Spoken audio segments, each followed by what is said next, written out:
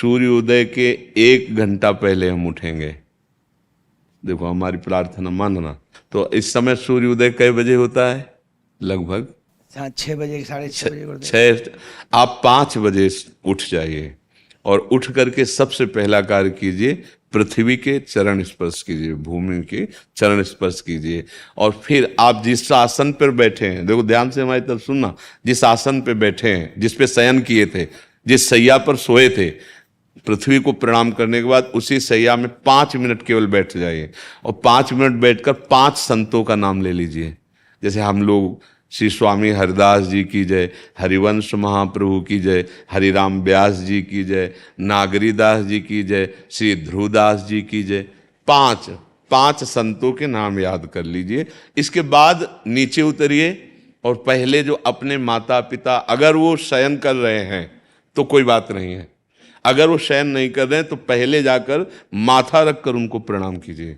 इसके बाद आधा लीटर या 1.25 लीटर जितना आप जल पी सकते हैं, उस जल को आप हल्का सा गर्म करवाइए अपने माता पिता से, जो भी आपकी सेवा में हो, या अगर आप स्वयं कर सकते हो तो स्वयं हल्का सा। अगर 500 ग्राम पी जाए तो और अच्छी बात है, और इससे ज़्यादा पी जाए तो अच्छी बात है। वज्रासन में बैठना आता है? वज्रासन जानते हो आप लोग? देखो वज्रासन, वो देखो बैठ रहे हैं, ये दोनों पैरों को ऐसे करके इससे बैठकर जल पिया जाए। ये आपके ब्रह्मचर्य की रक्षा करेगा, कब्ज नहीं होने देगा और आपके मस्तिष्क की गर्मी को ठंडा करेगा। ऐसे वज्रासन में बैठकर धीरे धीरे 5 या 10 मिनट में जल पिया जाए, एकदम न पिया जाए। गिलास में लेकर के 500 ग्राम जल धीरे धीरे उसको पिया जाए। फिर इसके बाद आपको 100-200 कदम टहलना है। फिर इसके बाद आप शौच जाइए।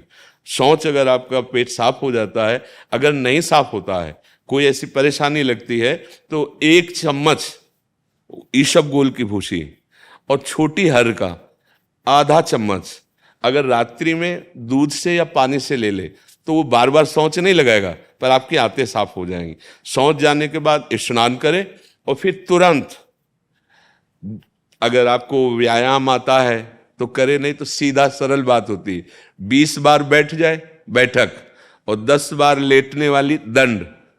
और इसके बाद जो अनुलोम विलोम, जो इससे खींचे इसे छोड़ दे, इससे खींचे इसे छोड़ दे। इसके बाद दोनों हाथ ऐसे करके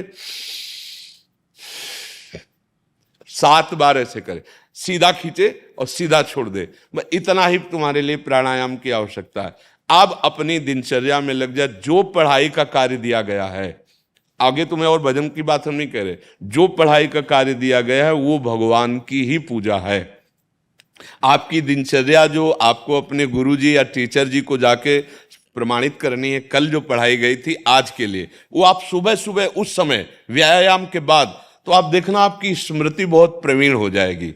अच्छा, ये आपकी प्रातःकालीन दिनचर्या है। जब आप अपने गुरुदेव के पास स्कूल जाएं, तो हमें आजकल का तो अब पता नहीं, पर हम लोग जब जाते थे तो अपने गुरुजी को प्रणाम करते थे। तो जो स्कूल में आपको पढ़ाई पढ़ा रहे हैं वो तो बात है, अब आपको जो हम खास बात बताना चाहते हैं वो कि देखो अभी छोटे छोटे बच्चे हो, बच्चों में कुछ बच्चे ऐसे गंदे बच्चे होते हैं जिनके गंदी बातें दिमाग में आ जाती हैं और गंदी बातें वो करने लगते हैं आचरण में। आप लोग इतना तो जानते ही होंगे कि गंदी बातें किसे कहते हैं।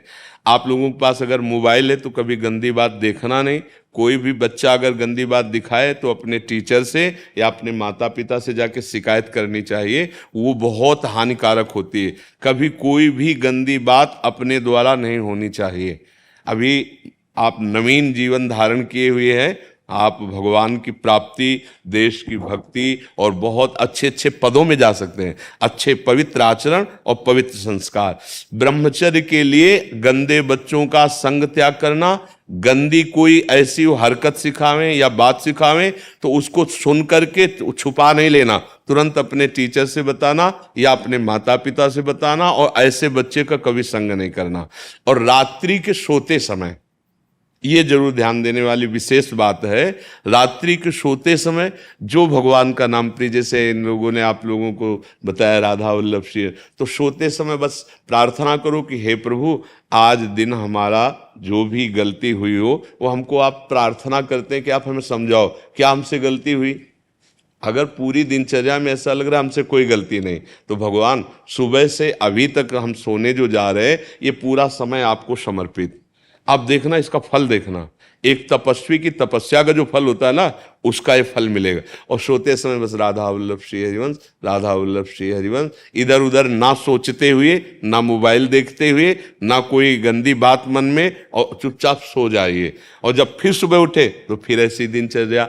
और पढ़ाई इस समय तुम्हारा भजन है,